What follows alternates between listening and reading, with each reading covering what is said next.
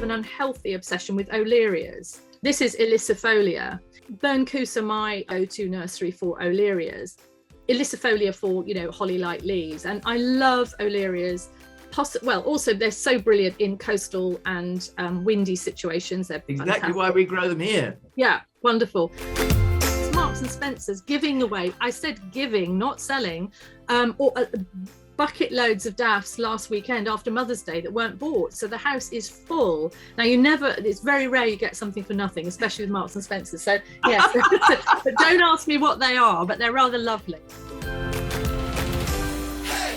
Another one which is a quite not so well known is Gomphostigma. Do you have Gomphostigma? Yep. You do. Yep. You do. Yep. A lovely grey leaf shrub. Exactly. Now this again is this is an unusual. I think I probably got it from Marina Christopher, but I know they sell it at Dixter, and I know Derry Watkins sells it. It's so unusual because it's African, it's evergreen, it's grey leaves, and it likes wet soil. I mean, really. So you look at it and you think, oh, it must be tender because it's grey leaved. It must be really sun loving. Well, it does like the sun, and I have actually got it. Our soil around here is quite sandy, quite poor, and I've got it in a hot baking, the front garden next to Christo's favourite rose, which is Madge, which is just a delightful little rose, and they battle it out between them. And I chop this back all the time, I went out this morning thinking, well, there won't be any flowers on it, but yes, there are flowers on it.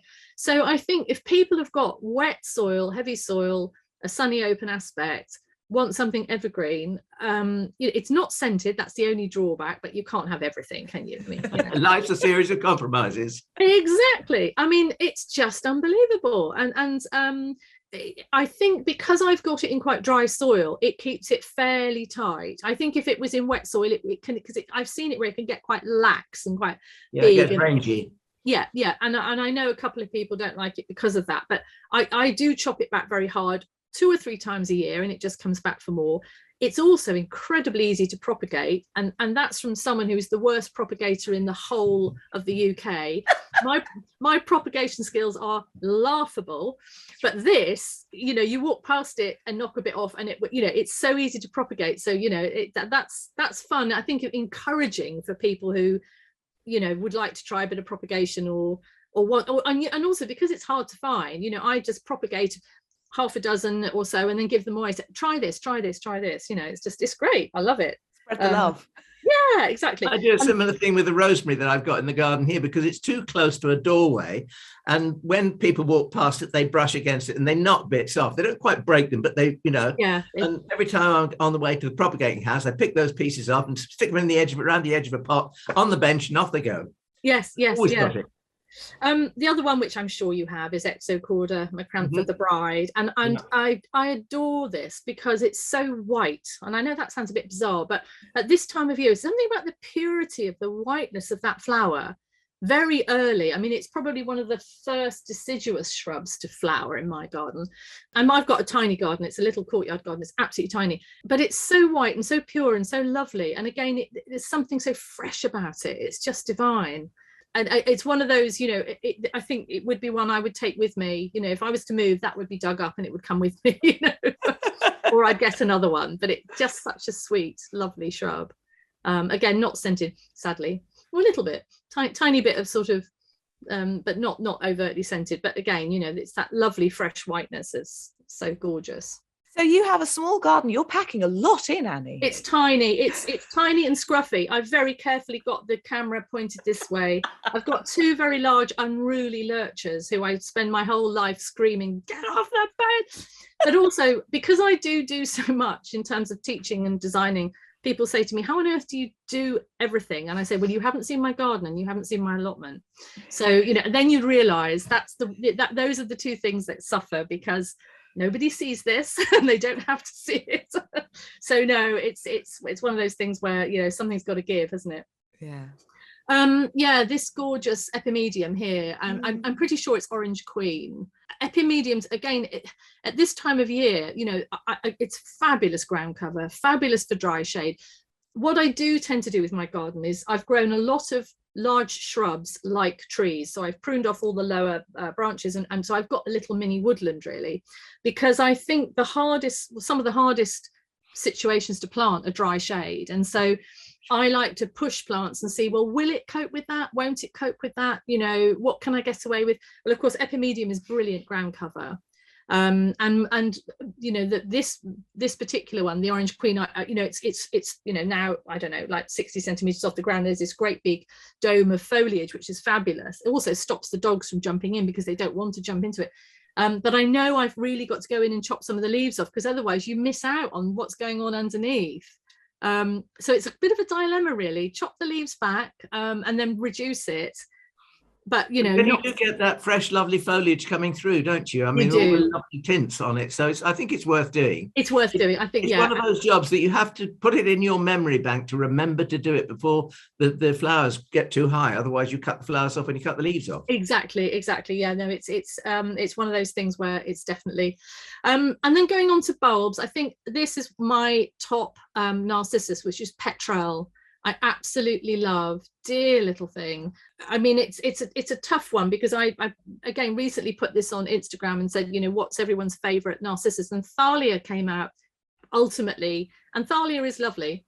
I mean, this is gently scented, and Thalia is a lot more scented, and Thalia is a bit bigger and a bit more robust. This is very much a, you know, front of border or in pots and lovely. A little bit harder to find, but you know, not impossible. But it's a triander, so it does have the 3 heads, and it's lovely. It's just such a sweet, and I mean, I have to say, when it comes to Narcissus, I do like the paler ones. I do like the whites. There's something fresh and sort of icy about them, which is lovely. The strange thing about Narcissus is there's been so much breeding that's been done within the whole genus, actually, because flower production, you know, cut flower production, people showing. I mean, when we go to our local horticulture societies and look at some of the things that are on show, I mean, they're almost displaying their insides. I know. They yes. Your face says it all, Annie. You speak. Yes. I think vulgar is the word, isn't it? I think a little bit of vulgarity. I'm not against a little bit of vulgarity. No. But sometimes it does go a little bit over the top. Yeah. You need to rein it in a little bit. Well, this is very understated and very. And I love the way that Mr. Scamp, in his catalogue, who does Narcissi in quantities, has a section called Old Ladies. These are the lovely daffodil Narcissus types that were grown, so pre-1930 or something like that. But I mean, they date from early 20th century, late 19th century, and they have about them, they have a grace about them. Yeah. The flowers not too big. It's like Amaryllis hippeastrums, those things. I mean, they are gross. Some of the lilies that you can get today. I bought some lilies from Hyde, the lily producer, and the flowers were so big I had to put them out of the way because they were, you know, huge. Yes. Just so vulgar. I mean, give me good old Lilium regale any day. It's funny though, because I am absolutely drawn. I love the heritage daffodils. I love things like silver chimes, like your one there, Hawera, lovely little dainty lemony one, very scented. And yet I think it's one that came up when we did our Narcissus special with Scamps, Alan, and I think you must have ordered some. When I came to your garden, I saw Rataplan. Yes. Which I think is quite new, which is the opposite of these dainty, demure little darlings. But it's such a showstopper. It draws me in, and I think I'm going to have to add that next year to my garden, even though it's sort of the opposite of what I'm normally looking for in a Narcissus. And is it, as it sounds, Rataplan, Rataplan? Yeah, and Alan, you might describe it better than me because you're up close and personal with it more. I only saw it that once in your garden, but it's got a sort of sturdiness about it. There's something quite robust looking about it, and a much bigger trumpet than I'm normally drawn to, because actually it's my favourites often have little orange cups, little short cups. Yeah. Rataplan, yellow outer petals, orange trumpet as far as I remember, and just a brashness. Well, the reason I liked it was because the trumpet is actually split. Well, first of all, the outer petals, they as in most cyclaminius hybrids, they're swept back. Yeah. The trumpet is actually it is orange and it is striped with lemon and lime. Ooh. But it is split and it curves forwards. That's why I liked it. And it's a fairly short trumpet, but it just has that interesting shape. I think it's wonderful. Yeah. Yeah. And there are two other bulbs that are not open yet, so it's pointless showing you, but that I want to mention because again I just love them. One of which I got in Ireland, which is it's what they call a hairy bell, and it's Hyacinthoides Bracteata.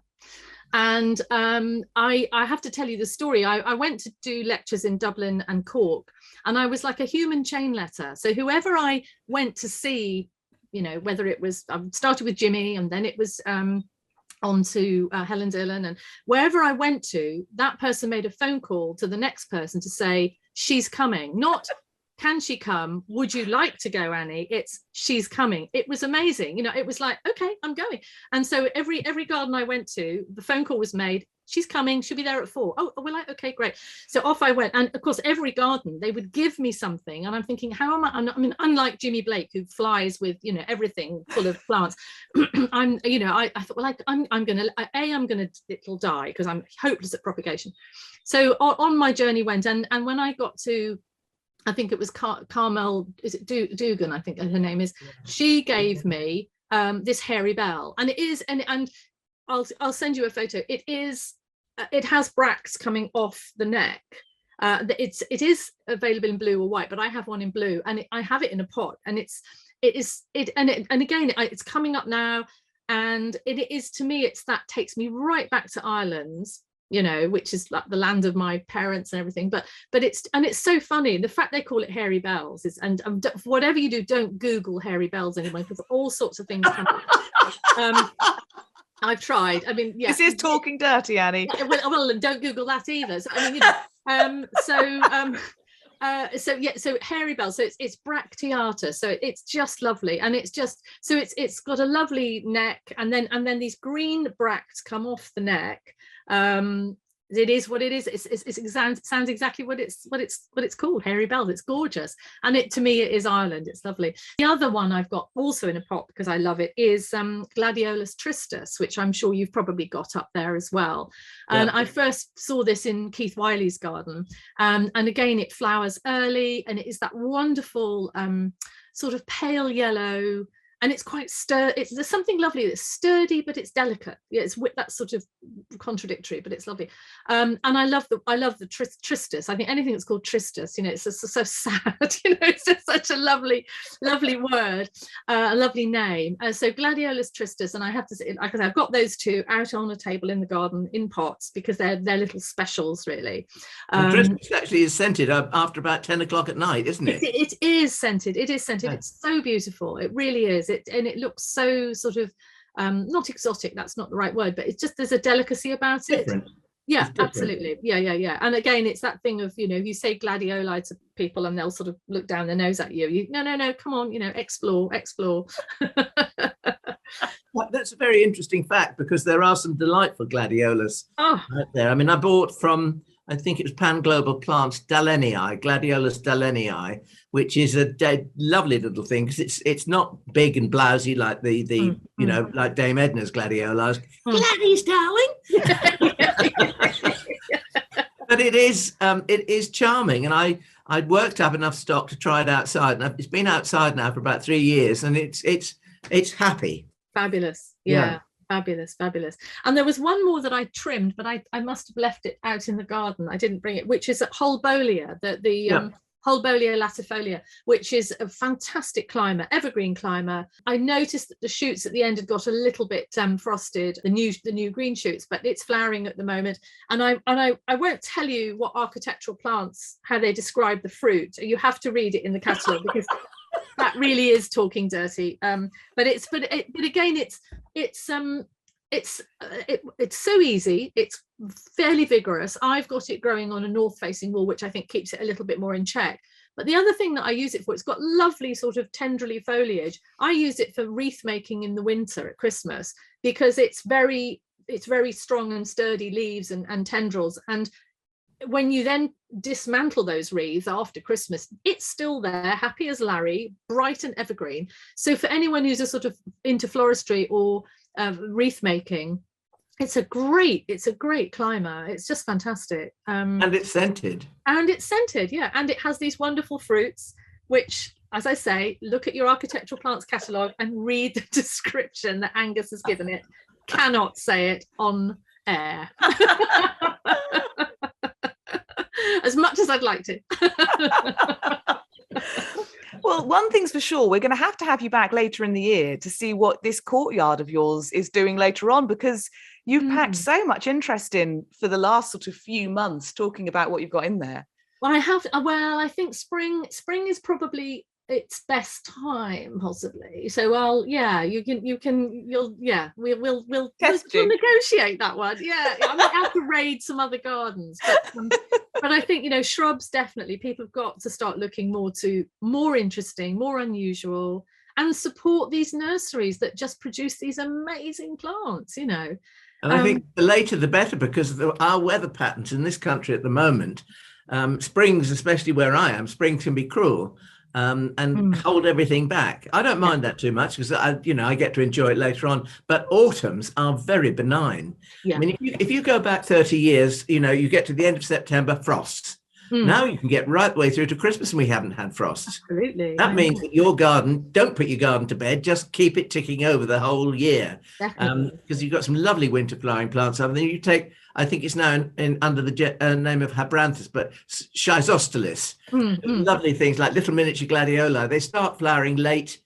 Did you know you can grow them underwater? Really? Yeah, you can grow them in ponds. People don't know that probably, but if they get frosted, they won't like it. But yes. But they flower, after the end of the gardening, supposedly after the end of the supposedly garden year. I mean, yes. It doesn't end anymore. I remember talking to an elderly lady close by me, and she said, "Well, that's it for spring, that's it for summer, and that's it for autumn." And I said, "Well, what about winter?" She said, "We don't have them anymore." Yeah, we don't actually. I mean, the last two winters we really haven't. No, which is a shame, really, because it sort of is and it isn't. But plants do need to know what season it is. There's some weird, I do again, teaching students, I do say plants don't read the books, and I show a picture of a forsythia growing in September. I've got it on a newspaper. I say, well, what's wrong about this? And they look at it and they scrutinize it and see the date. But it is it's so weird. And we are living in a very odd time of changing weather. Yeah, and pushing the boundaries. I think that's the exciting thing. All the people we speak to, not only Alan, but just everybody. I mean, Jimmy and his Jimmy Blake in his Irish garden, always testing out what you can get away with. Well, it's rare, I suppose, on this podcast that when we get to Flomo, I haven't got Flomo from the guest, but you've given me a lot of food for thought, Annie, because I have a small garden and I am low on shrubs because I'm trying to pack in so much, and I always Annie gave you a wonderful tip there. You lift the canopy. Yes. Yeah, so that is lots of food for thought. So by the time I've gone through making the plant list for this episode, I'm going to be absolutely overwhelmed with the shrubs I want to add in. So thank you, Annie. Right. Flomo, for people, if you're listening for the first time, I'm sure you're acquainted with the feeling, even if you're not the term. Flomo is our name for that fear of missing out you get about a flower or a plant. I've got a lot of it every day of my life, to be honest. But I was visiting a friend of ours, Richard Hobbs. You can go and watch his podcast episode in his garden. We couldn't get him on Zoom, so we actually had to go to Richard. And it was a real treat. Last year, probably around about the time this is going out into the world, we got to sit in his garden and look at all of his wonderful plants, muscari, species tulips. It was a joy. And I was in his garden this weekend, coveting so many plants. His trilliums are to die for, but I'm not even going to start down a trillium Flomo route.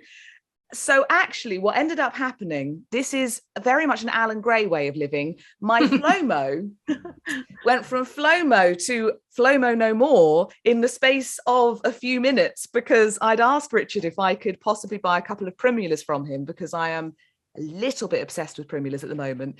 And I saw one called Avondale, check my notes, one called Avondale, which is, I think it's quite a new one, pink flowers, little white stripes, sort of golden center with a reddy orangey circle around it, absolutely beautiful.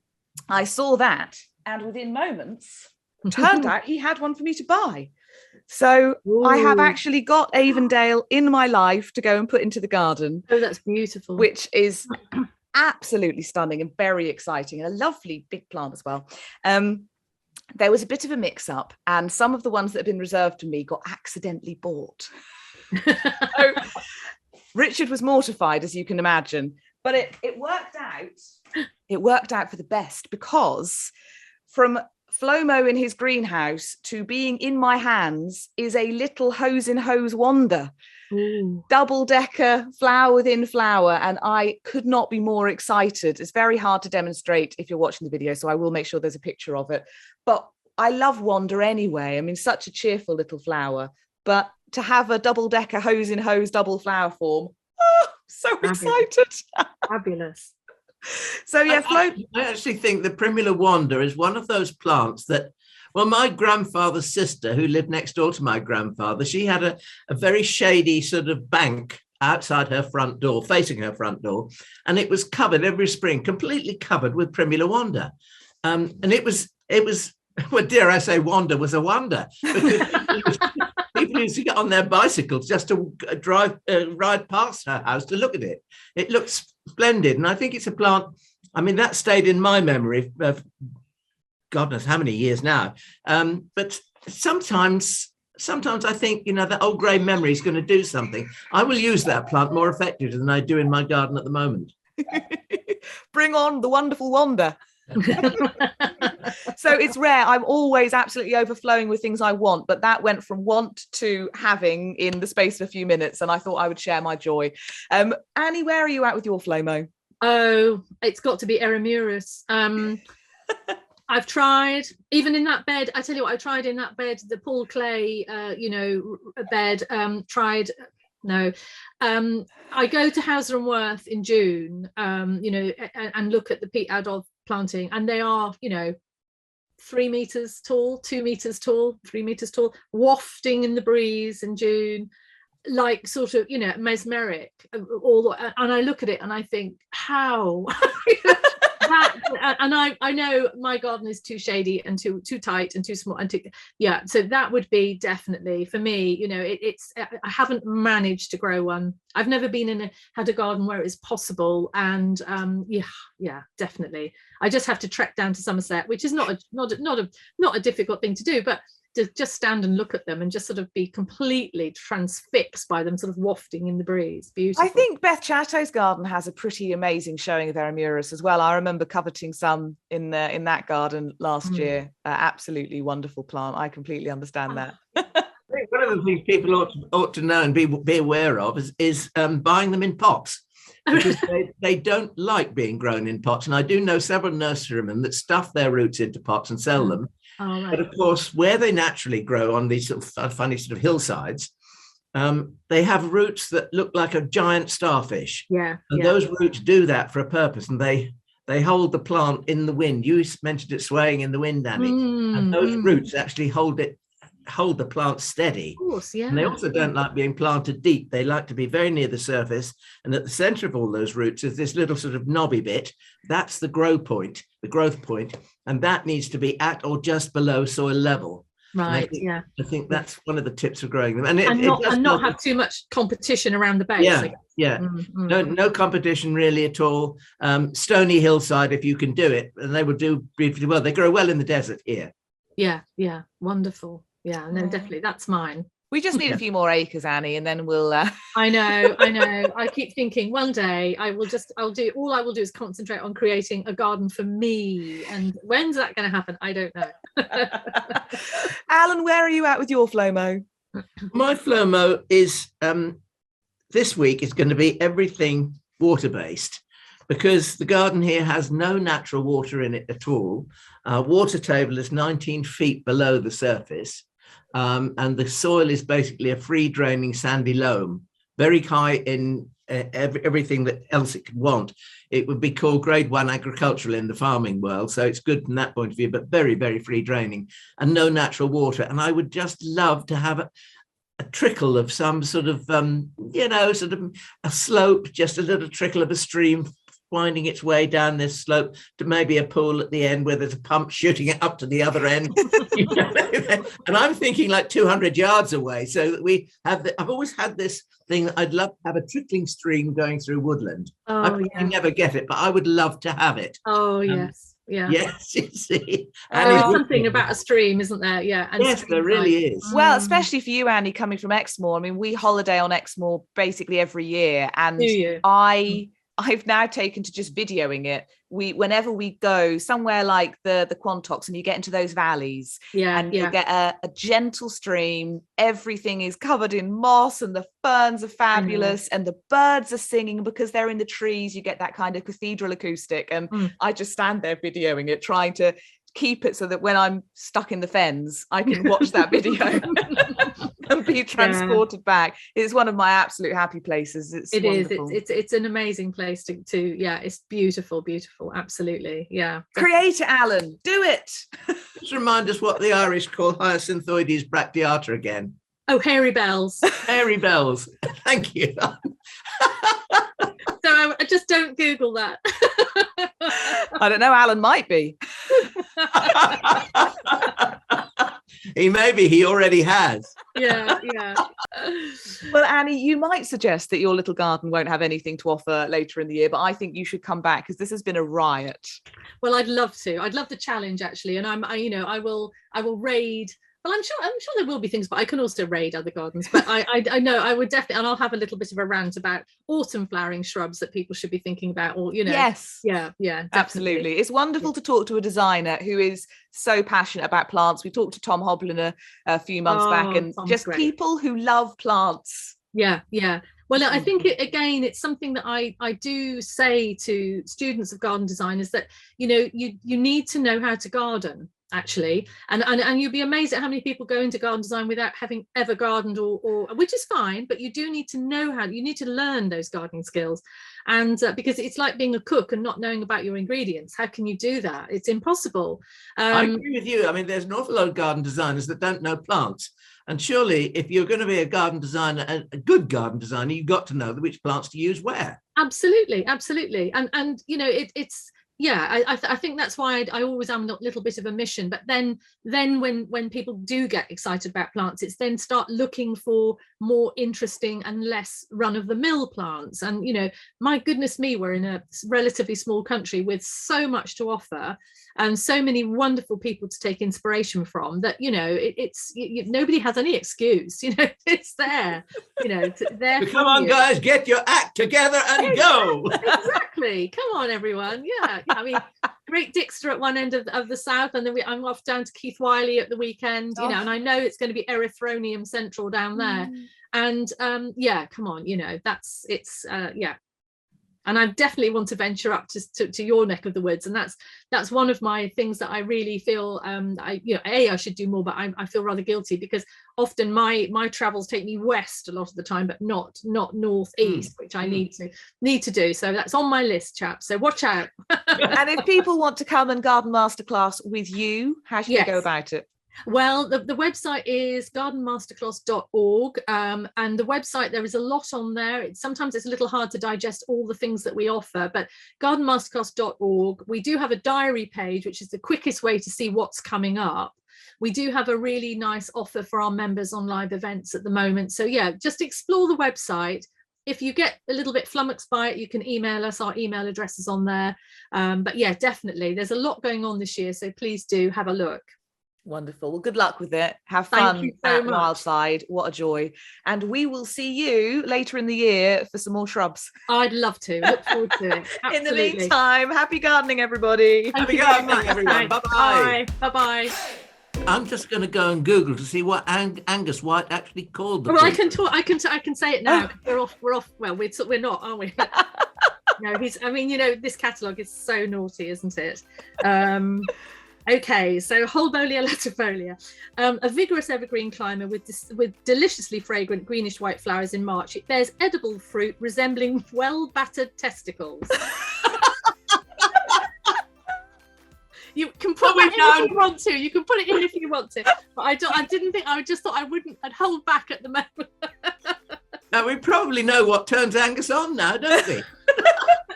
But the weird thing is that the fruit, as you know, are sort of elongated. So that's really funny, and I'm thinking, okay. There's an old saying, Annie. There's an old saying that no two are alike, Well, certainly Angus's aren't. Oh goodness me! I think if this doesn't get in this episode, it should go in the outtakes. I think. Yeah, definitely. Well, I'm very happy. Bloopers. But I didn't want to just blurt it out.